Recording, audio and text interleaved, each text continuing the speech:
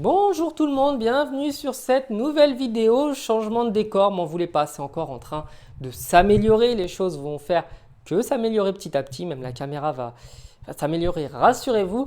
Bref, aujourd'hui on va parler encore une fois des choix débiles du Paris Saint-Germain parce que décidément, même si on dit qu'une fois n'est pas coutume au PSG, être idiot c'est une coutume, c'est une tradition et j'irai même plus loin, c'est un état d'esprit, c'est une façon de vivre. Et évidemment, ne critiquons pas simplement le PSG. Cette saison, le mercato semblait intéressant. Paris, en une semaine, a recruté pas mal de joueurs avec des profils, je dois dire, plutôt intéressants, voire confirmés. Je me disais que le PSG, après avoir réactivé la clause de Xavi Simons, allait faire le bon choix. Et le bon choix, à mon sens, ça aurait été de le garder, et bah, tout simplement pour lui donner du temps de jeu et pour lui permettre de grandir et de faire grandir le club.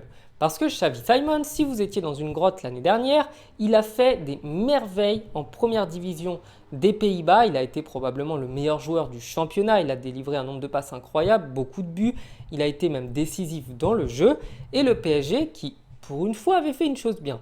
Faut leur rendre. Il avait décidé de mettre une clause dans son contrat qui disait que pour 6 millions d'euros, il reviendrait automatiquement à Paris. Mais le problème, c'est que le PSG derrière a foutu un bazar pas possible et ils ont décidé de le prêter à Leipzig. Et pour ceux qui ne le sauraient pas, s'il a accepté de revenir au PSG alors qu'il était vachement bien au PSV Eindhoven, c'est que la personne, son coach avec qui il s'entendait le mieux, est parti du club. Dans le même temps, le PSV Eindhoven n'était pas sûr de jouer la Ligue des Champions alors que Xavi Simons a réellement envie de jouer la meilleure des compétitions européennes. Ajoutons à cela le fait que le PSG a pu lui proposer une offre bien plus intéressante financièrement que ce que le PSV pouvait lui proposer et vous avez forcément un joueur qui accepte de revenir. Prenons dans le même temps le fait que Messi soit parti, donc que ça libère de la place, ça remet un petit peu de concurrence parce que Messi détruisait la concurrence et c'est logique, mais le PSG a décidé de l'envoyer à Leipzig.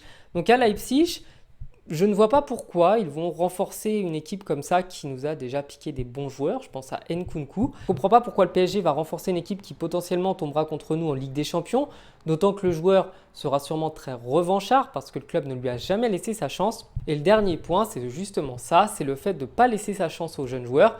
Le PSG ne laisse jamais de chance à des joueurs prometteurs.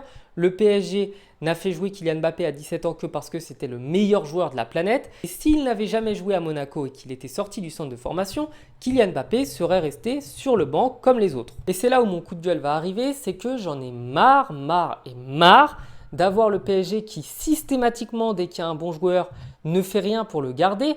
Warren Zaïre-Emery, je peux vous assurer que si quelqu'un demain fait une offre de prêt, et le PSG va l'envoyer, tout simplement parce qu'ils aiment bien perdre des bons joueurs et ils aiment bien acheter des joueurs mauvais.